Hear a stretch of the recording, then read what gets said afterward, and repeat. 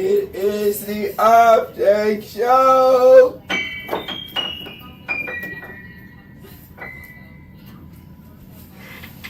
Hey, welcome to Off Deck. This is the first episode, and for the first episode, we need to have a very special guest. We have Tenslip here. What's up, guys? Hey, we're stoked to be here. Thanks for having us. We feel really special being on the maiden voyage here. You guys probably see that we're missing someone here. You guys want to... Who? Isn't there three guys? And the van? Yeah. That's my Jack. No. No? No. Oh! We run AI-generated software that put up a third person in our Instagram. Okay. Somehow, every time we run it through, it just spits out the same guy. We're two. Yeah, if you've seen that man, let us know. We're looking for him. Yeah. Sorry. Yeah, this is... The weird people. You go. I'm Cam. I play drum. I'm Brandon, and I do not play drum. Don't wave back there. Why the fuck? You're not on camera. Why are you waving? And the other guy that isn't here is Gregor. He plays bass. Lead bass, actually. He does play the lead Lead bass. That's Tenslip. Alright. That's... yeah. You guys do now you've kind of expanded your genres more broadly, but blues rock is the kind of core of what you guys do, what you'd say? Did. Did. I'd argue, yeah, a lot of... Well, you're still playing the blues scale. Well, that doesn't make it blues. We'll have an argument on that. It's nice. That's how we talk to each other. Blues rock, yeah. I mean, yes and no. Rooted, yeah. We're rooted, but we're kind of moving away from it, I guess. A lot of our early sound was really inspired by the Black Keys, Jack White kind of style. We did actually start as a two-piece, so there's a little bit of truth in saying Gregor's not our bassist. Do you guys want to give the rundown of when Gregor joined and how that happened? Maybe not the whole thing. That's a good idea. Yeah, but it was Quick Nelson, and we were in need of a bassist, and we knew a guy, and his name was Gregor, and we were like, hey man, come play bass. And then we did. We played Arctic Monkeys and the 1975. The 1975. What's another shitty cover we did? Cameron sang a Seaway cover once. Shut up. Oh man. Chelsea Dagger by the Fratellis, because our drummer, Spencer McPhee, now the drummer of Sunday Girl up in Halifax. He was what hockey team? Big Blackhawks guy. Blackhawks, yeah, Chicago Blackhawks. It was their goal scoring theme song or something. So you guys went to high school together, right? Yes. How long would you say you've been in the local scene? So I think our first show in Quick Nelson was 2013, 2014.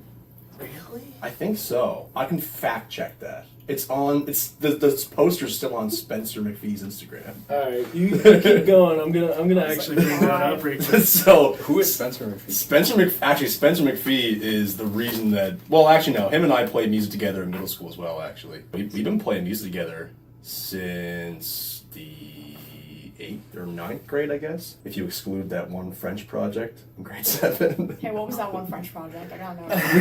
There was. We can pull that up too. Okay, so the assignment was you had to make a song to go through a specific French verb, and we had the verb aller, and you had to use I'm gonna butcher my French now, but J aller or tu aller or nous aller or Nous avons, vous allez. yes. So we sang the verb aller over a cover of him and I playing Seven Nation Army in my bedroom. It was as bad as you could possibly think it would be. J tu vas, Elva.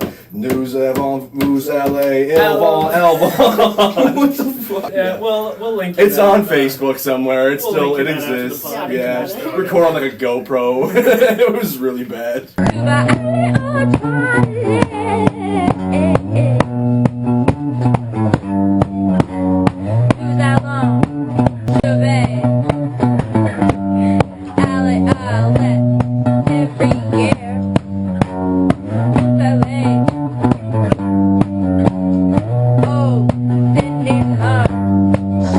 I think we're the only people that took it that serious.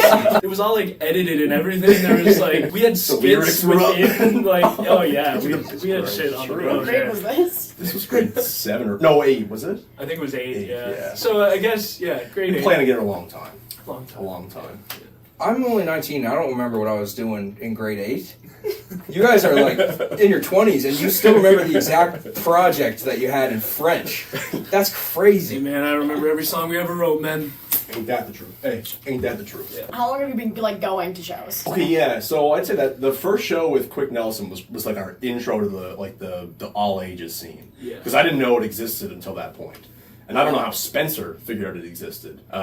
It was really, really small. I think we kind of entered the scene in like maybe a dip in activity. Yeah. Would you agree? I would. Yeah. I know like there's a lot of talk about like the punk scene in like the 90s and 2000s. That was like, you know, just absolutely monster shows. Yeah. And we were playing like the other bands and our parents. And a few other random people from school. But yeah. it was Any pretty one of our quiet. friends that could get their parents to drive them to the show that day, like just That was probably around when we were in grade 10, I guess it would have been. yeah. I don't think it really Yeah. started until we got to high school. Yeah. And that would have been grade 10. Yeah. Yeah, it's grade 10. We started just when we would have started like all ages shows and stuff like that, and then straight into the bar shows once we turned 19. I remember our first bar show, actually, I was still underage when we played it. We were just a 2-piece at the time. I had to get the waiver form signed by my mom, and then my mom had to accompany me to the show. I had to play my set and leave right after, because that's like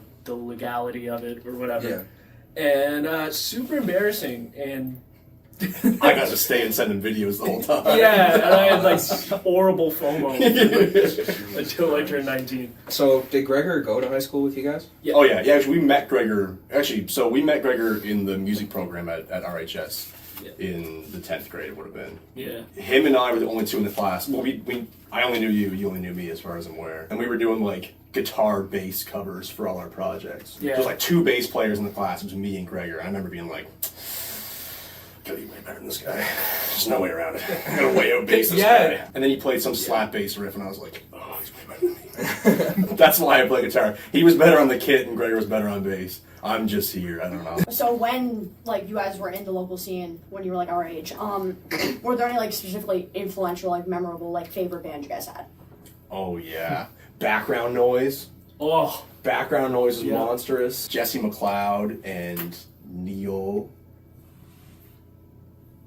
shout out Neil. That's embarrassing. Lemoyne. Neil Lemoyne. There you Yeah. go. Yeah. Were they a 2-piece or no? They did have a. They bass. did the same thing as us, Yes. man. They were a 2-piece, and then Yeah. they got a bass player, and the rest is history. They were kind of They were also very similar sound. They were like a blues rocky, but they were like really jammy. Yeah, Like, they were like very instrumental instrumental sets. Yeah. until they got their bass player, and I think he started singing for them. How Yes. that went. Yeah. He was a monster singer too. Yeah. Another really good musician. I can't remember who they had playing for them at the time. But Jesse McLeod went on to play with Electric Spoonful now. So he's Electric their Spoonful, drummer. Rutabaga, Yeah. Every other band in Halifax. Angora, Yeah. They were great at the time. We played a lot of shows with them. Keith Doom and the Wrecking Crew. Oh, of course, Gotta yeah. shout them out. Yeah, that's like Conductor, but baby version and punk. More They're punk. not- Yeah, that's super punk. They owned Yeah. the scene for the whole time we were kind of like coming up in it. It's like Keith Doom and the Wrecking Crew were like the boys. Sarah Morrison. Sarah Morrison too, yeah. Now the front lady for Skunk Motel. She did like a solo kind of set at the time. Yeah, she had like some beats going on her laptop and stuff. And Yeah. Yeah.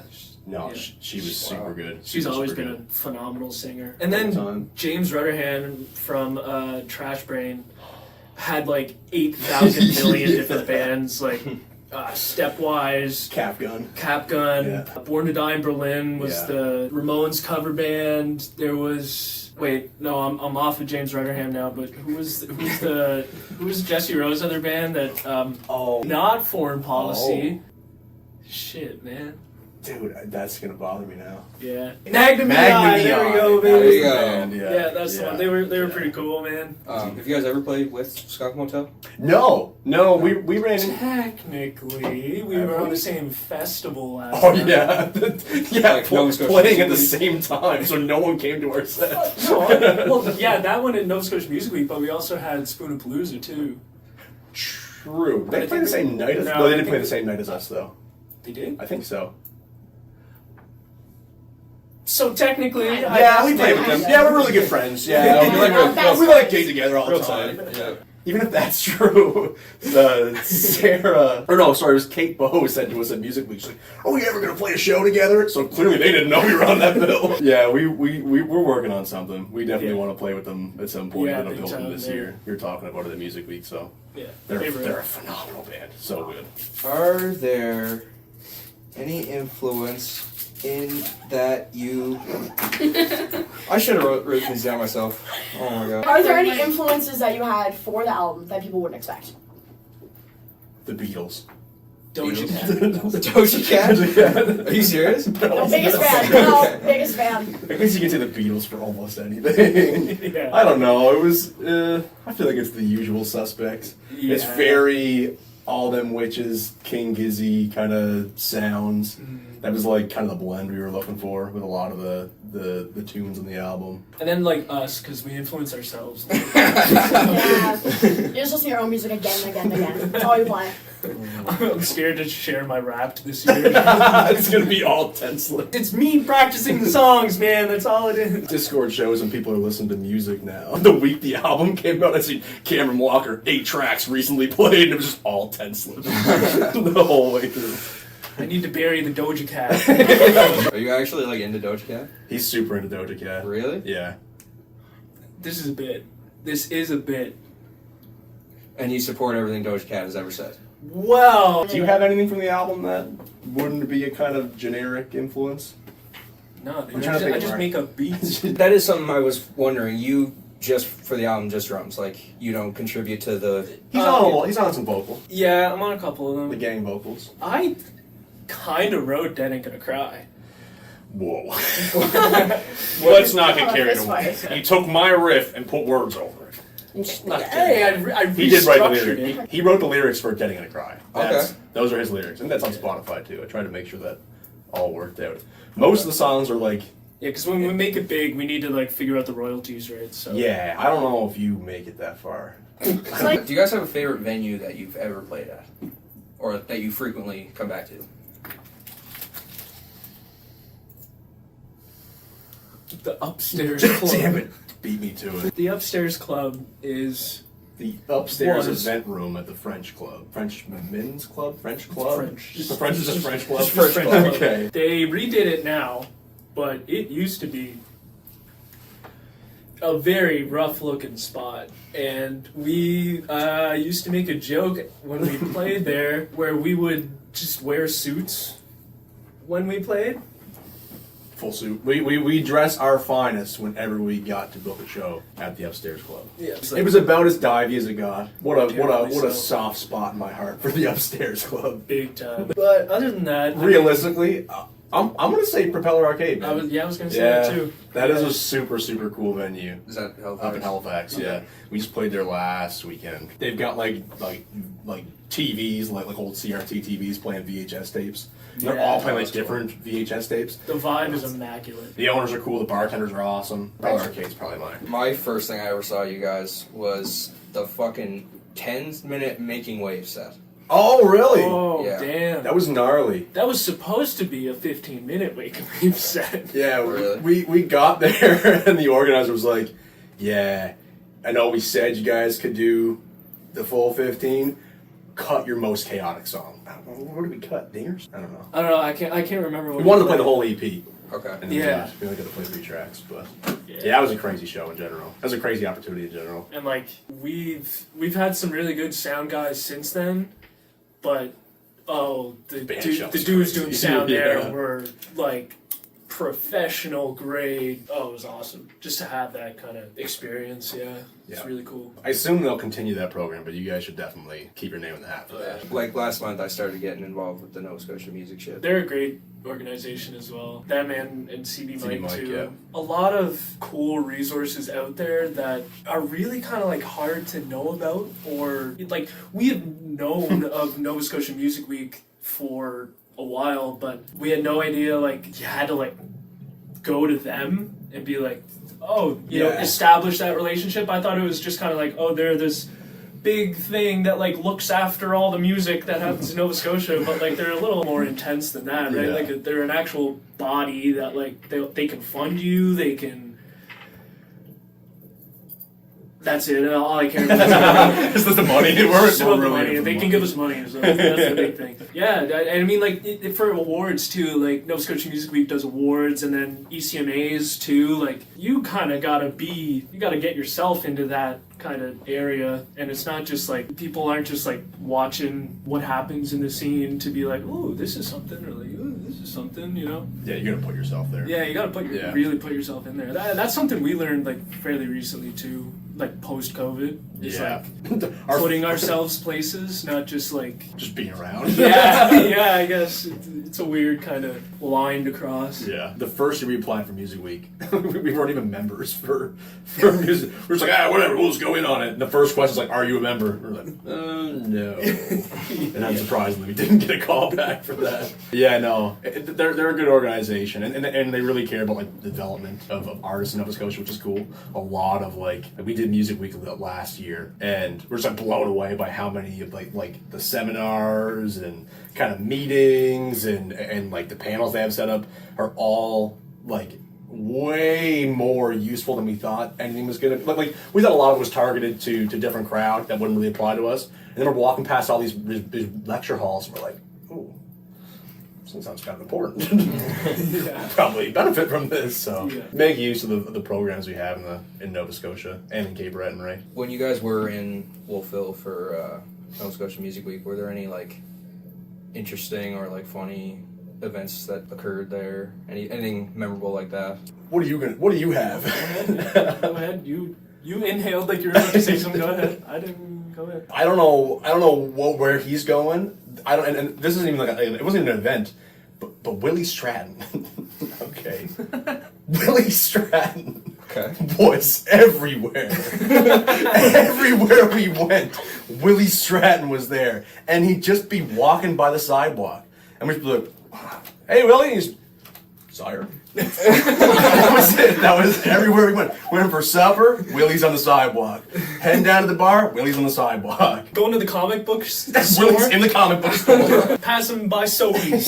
Like, just everywhere. Anywhere and everywhere we went, we ran into Willie Stratton. Willie himself had brought an 8-track? I think it was a 4-track. A 4-track, like, recorder, just up to Nova Scotia Music Week. I'm not really sure, like, we had reached out to him and be like, oh, we want to do that, but then we're like a really loud band. Like, how do we do that? I don't think we can kind of do that, but, like, he was just, like, recording people and, like, I think even, like, shooting maybe videos, too, with it. Like, yeah, it'd be the same unit that he used for, like, all, like, the Boojums videos they've been doing, I believe, at least. But he had that with him, and he had, like posters up, like, all of the venues and stuff, like, record with me and just his number. I don't think he's, like, an audio engineer or anything. Like, not, like, somebody who is... That's not his primary... No, I think like, thing. He does it, and he, like... I mean, you've heard the Boojum stuff, he's good at it. Yeah. But I think it's not even like he's out there, like, handing cards and, like, work with me, but he was just like... Let's just he do just something. wants to do cool projects. Yeah. At least that's how it come across to us when we were there. And I wish we got the opportunity to do that. We were trying to find, like, a venue, like, before they did sound checks, so we could, like, come in and set up all our gear. We're like, I don't think any of the sound guys are going to be happy about this. No. Maybe this year. Maybe it'll be quieter. Maybe Yarmouth this year. Very far away. Oh, it's a different location? Yeah. This year. Yeah, they move it around. The other end of the friggin' province this time, man. Road trip. If we go. If we get accepted. Do you have any superstitions with like gigs, like music in general, like specifically gigs? Yeah, we need to take a shot of whiskey before each set. For every set. It's a terrible tradition. Really We bad won't tradition. stop. It makes us all feel really bad before we go on. You guys heard that? If you want to be like 10 Slip, drink a lot Drink of alcohol, whiskey. yeah. Yeah, we do a shot of whiskey at the bar shows usually before our sets, and it's usually awful. No, I know a good one. Is that every time we have a show, we usually practice like usually the night before we'd like run our set or something like that just to make sure working out all the kinks, you know. There's this thing that if we have a banging rehearsal where everything's tight as hell, we know the show the next day is gonna be shit. But if we have a really shit rehearsal where like we just can't figure anything out, we're playing everything badly, we know we're gonna have a killer show the next day. Yeah, That's that's how it usually how it goes. goes. That's how it goes. Yeah. And that's true like 98% of the time, I'll say. And we'd leave the rehearsal space and we're like, feel good, guys. And then it's like, oh. Yeah, that's not a good thing. Those are probably our only two superstitions, I think. I think so. So for the track listing on the album, was there any specific order that you like had it planned out in to like flow a certain way, or? Yes, I steamrolled the band into moving in this direction because I had a little vision in my head of how it should sound, and that means that's the only way the album could sound. What do you think of that, Cameron? Please keep going. I was right. I honestly had no say in this whatsoever.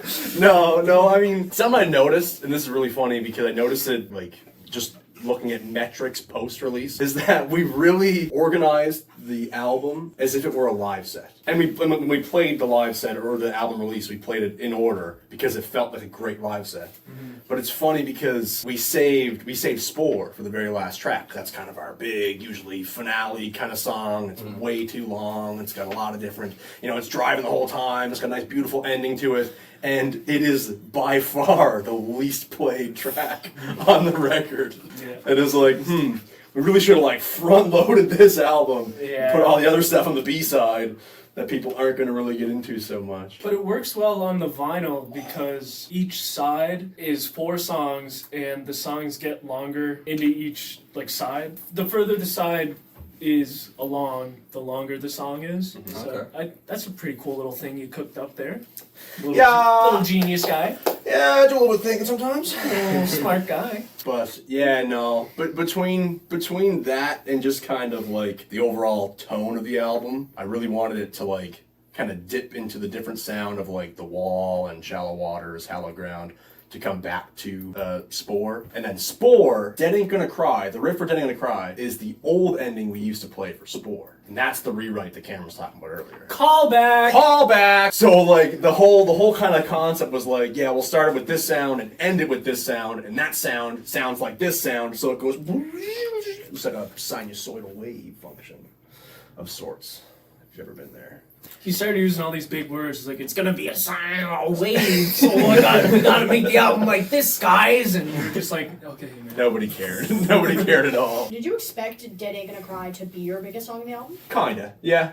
It was our cooker. We actually, when we were gonna put the singles out first, we wanted to do Dead Ain't Gonna Cry and Spore. Wanted to be our 2 singles. Yeah. But since Dead Ain't Gonna Cry was the opener for the album, we were kind of thinking that like it didn't really make it a great single. Just because, I mean, personally, if I'm going to jump on a record, I want to hear the new songs. I'm excited to hear the new songs. So I might be inclined to skip to the second track, start from there, right? Definitely. Whereas if we opened it with a new song and let the singles play somewhere in the middle, it's more of like, you get to like actually hear how we wanted the songs to be sequenced, right? We knew it would be a great single, and we decided to just like leave it as kind of the album opener. And then pretty much all of anything we submitted for in terms of like Spotify editorial and stuff like that, we used Dead Ain't Gonna Cry for all that, because it's like a shorter tune. I think it's easy to listen to. Yeah, that was the big thing too, is that it is one of like the shorter ones, and one of the more straightforward ones too.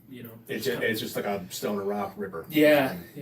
That being the thing, like, I guess we could expect it to be like the most successful post-release, I guess, because it is like the first song. People are going to listen to the album, they're going to put on that one. Weirdly surprising was The Wall. Yeah. The Wall is our second most streamed track from release. Yeah. And that was, I thought most people listening to that and be like, this is weird garbage, get rid of it. Yeah. but But it was the one that we were most excited stoked on for, playing, yeah, So so. it is pretty like cathartic. it was a huge payoff. Yeah. Plus, it's almost 10 minutes long. It's like, who the hell is Who's gonna listen to a this? 10-minute long song? But I'm a big fan of long songs, though. Yeah. Like, I want to be taken on a journey, even if it's like the same thing for 6 minutes, but then it blasts off into something else for another 3. It's like, that's hell yeah. That's good songwriting, you know? In my opinion. Okay. Listen to Ten Slip. Go check out the album. It's on any streaming platform that you use, probably. We even put it on the weird ones that are only available in Asia and like India and stuff. So wherever you are, listen to it, please. Go listen to it. Go listen to it.